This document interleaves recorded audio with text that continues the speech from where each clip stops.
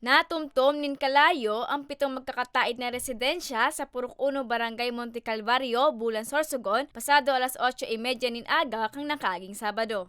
Sigun kay Fire Officer 1 Eric Hermosa, ang Chief Intelligence Investigator kang Bulan Fire Station, marikas na luminakop ang kalayo, huli ta enterong gibo sa light materials ang kaharungan.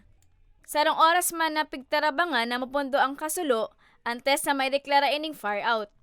Pagdating namin doon, nag-fire suppression kami. 2 truck agad yung tapos inagapan namin na hindi madamay yung isa. Kaya yung bilang noon is yung after namin masuppress, nagkanda kami ng investigation. 7 bahay ang totally burned, tapos isa yung partially. Yun ang inagapan namin kasi pag hindi yun inagapan, maaaring lalaki pa yung sunog. May madadamay pang mga nagkailang bahay pa doon.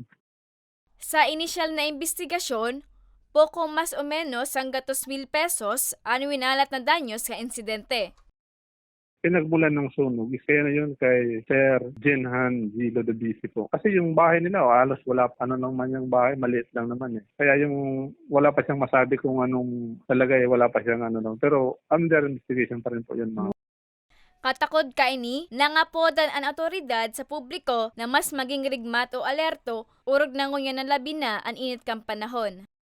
Sana mag-ingat tayo ma'am sa sunog. Lahat ng fire safety tips po na pinapaalala ng Bureau of Fire Protection, sana isa puso natin at gawin natin kasi mahirap na yung nasusunugan ma'am. Basta alalahanin lang natin na maging aware tayo ma'am sa lahat ng mga possible na pwedeng pagmulan ng sunog is iwasan natin po.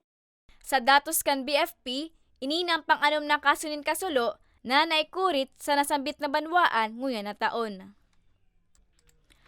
Para sa mga baretang tatak Bicol, Camille Archaga.